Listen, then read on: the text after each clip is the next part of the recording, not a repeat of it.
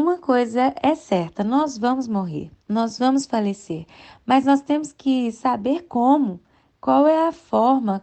Se nós estamos vivos, se você me ouve, é porque você ainda pode escolher como morrer. Como? Qual vai ser o seu estado emocional? Se você vai ser uma pessoa má, que vai dar trabalho, que vai angustiar as pessoas ao seu redor, as pessoas vão te tratar com amor, com alegria, você vai estar reclamando, xingando, ou se você vai estar grato, cheio de dias. É diferente da pessoa que sente que lhe faltam dias.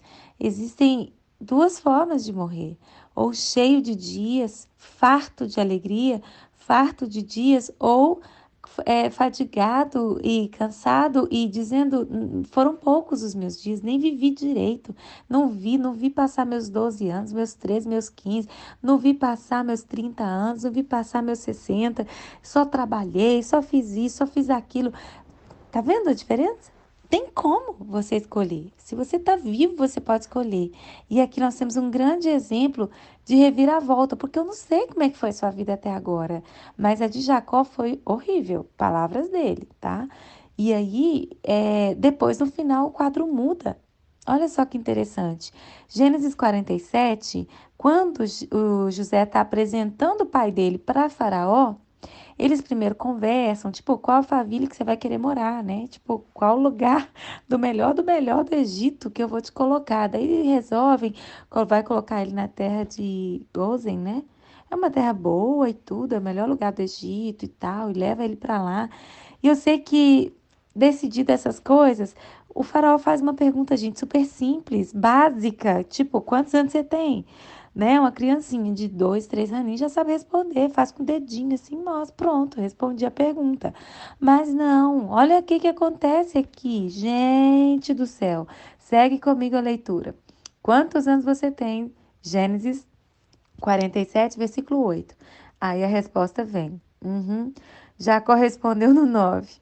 São 130 anos de peregrinação. Foram poucos e maus os anos da minha vida e não chegam aos anos da vida dos meus pais. Ainda faz uma comparação, né? Nos dias das suas peregrinações. Olha só, quem está falando que foram poucos e maus foram o próprio Jacó, né? Falando isso aqui. Você vai ver que era uma pergunta simples, mas ele vai e joga para fora todo o sentimento dele, a emoção que ele está vivendo, a dor que ele está sofrendo, ele coloca tudo para fora. Ele fala: Não, você não está entendendo o meu sofrimento. Ó, poucos e maus, sofri muito. Minha vida foi ruim, minha vida é uma peregrinação, foi muito ruim. Ele está assim falando isso. Quando a gente vai para o capítulo 48, se passaram, se não me engano, 17 anos. E eu sei que parece pouco, mas esse homem que tinha 130 anos, agora tem 147. E ele vive bem, ele vive uma vida abundante, ele começa a viver como se delícias, né? Ele vai desfrutando de delícias. Ele convive com uma nora que nem sabia que existia, ele convive com um filho que também nem sabia que estava vivo, ele convive com netos. Gente, ele está muito bem, ele está feliz, ele tem a família ao seu redor, tá tudo em paz. E ele adoece para morrer. Olha só, e aproximando-se no versículo 29 do capítulo 47, diz: E aproximando-se do tempo da morte de Israel, que é o mesmo que Jacó, né? Chamou seu filho José e disse: Se agora alcancei favor diante de você, peço que ponha sua mão debaixo da minha coxa e use de bondade e fidelidade para comigo. Peço que você me sepulte no Egito. Gente, vocês não têm noção. Ele tem a capacidade de escolher onde que ele vai morrer. Só uma pessoa que tem noção do findar dos seus dias pode escolher esse tipo de coisa, sabe? É a pessoa que tem maturidade. Hoje, o que a gente vai fazer? CTI. Vamos pro CTI. Que morrer que nada, pai. Para de falar isso. Você tá doido? Não pode falar de morte, não pode falar de jeito nenhum desse tipo de coisa. Não fala não, ó, isola. Bate na madeira, né? Para não atrair. Isola. Pai, não, gente, calma, vamos ouvir, né? É natural. Assim como viver é um presente, morrer também é. Deus é maravilhoso, ele tem a sua misericórdia, ele já tem algo novo para nós. E aqui Jacó, que antes estava mal de dias, agora ele já tem visão pós-morte. Ele já consegue visualizar o porvir, ele já consegue sonhar com coisas maravilhosas. E ele fala: Olha, eu quero sim voltar Eu quero ser enterrado lá. Eu quero ter os meus ossos lá, junto com a minha esposa e tudo. Gente, ele decide, né? Isso é algo muito precioso. Mas vamos seguir o texto. Então a gente vai ver uma outra pessoa. Então eu não sei como que está a sua vida até aqui, se poucos e maus foram os dias das suas peregrinações, né? Mas agora, a partir de agora, enquanto vida há em você, você pode escolher viver uma vida diferente. E aqui Jacó escolheu viver diferente, porque mesmo morando no Egito, ele podia ser uma pessoa bem chata, cheia de memória ruim, contando um monte de coisa chata e tudo mais. Mas ele escolheu viver abundantemente e ele viveu muito bem, dá para perceber pelo a quantidade de coisas que ele vai falar. E aí no capítulo 48, então, depois que eles tiveram esse encontro, que ele escolheu sobre onde queria morrer, tudo bem e tal, José jura a ele, fala, né, eu faço compromisso.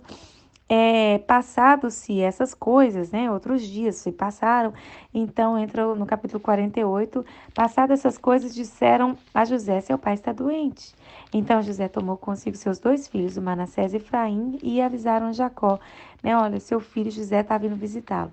Então, Israel fez um grande esforço, sentou na cama. Então, Jacó, que é o mesmo que Israel, né? Parece que é uma terceira pessoa que está na cena, mas não, gente, é a mesma pessoa. Ele tinha esse nome. É, Deus trocou, né? Deus deu o nome de Jacó para Israel, né? Chamou ele de Israel. Então, toda a nação de Israel é fruto aqui, ó, né? De Jacó. E aí, o que que acontece? Então, Jacó disse a José: o Deus poderoso me apareceu na terra, ele me abençoou, e ele me falou que eu ia ser fecundo, que ele ia me multiplicar. Então, agora me dá os seus dois filhos. Ele pega os dois filhos de José para ele. E ele fala: olha, e agora os seus dois filhos que nasceram na terra do Egito antes que eu viesse para junto de você aqui no Egito, eles são meus. Efraim e Manassés serão meus, assim como Rubem e Simeão são meus. Olha só, olha que interessante. Gente, parece que é uma coisa assim estranha, que é um homem com um problema de cabeça, né? Falando, e não, como é que pega meu filho para ser dele? E ele tá morrendo, ele vai criar meu filho? Que história é essa? Gente, isso aqui é profundo demais, demais. Jacó, perdão, né? Que é o mesmo que Israel, está na beira da morte, totalmente lúcido. A Bíblia fala que ele estava meio cego, né? Que ele enxergava pouco, mas ele estava enxergando muito, muito além. Ele estava enxergando o porvir, o que estava por vir, o além, a posteridade. E aqui, gente, os filhos de José nasceram no Egito, filhos de uma estrangeira. De uma certa forma, a bênção não ia cair sobre eles, não.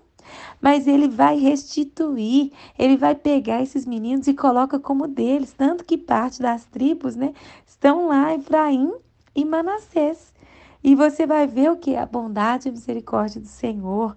Ele está fazendo algo muito glorioso na sua velhice. E ele enxerga o futuro, ele enxerga a graça de Deus, a multiplicação das gerações. Ele enxerga muito além. E isso é muito glorioso, né? Os olhos de Israel já estavam fracos. Está aqui no versículo 10 do capítulo 48, por causa da velhice, de modo que não podia ver. Por isso José levou seus filhos para perto dele, e ele os beijou e os abraçou. Ele estava falando de Efraim e Manassés como se estivesse vendo, mas nem enxergando direito estava. E ele falou: olha, esses aí são meus. E ele coloca como se junto às suas pernas, né, suas entranhas. O que que ele estava dizendo? Era como se tivesse nascido de mim. Ele apodera desses meninos de uma forma emocional e também de bênção geracional. E ele pega como filho, ele restitui. Gente, o que que ele fez? Ele fez uma adoção. No fim da vida, ele ainda faz um ato de amor, de adoção. Isso é algo muito glorioso, né? As pessoas que estão vivendo plenamente, elas têm o que dar até no último suspiro. Elas têm a graça e a bondade, elas fazem alianças muito bem feitas, elas fazem bons acordos. E isso é maravilhoso.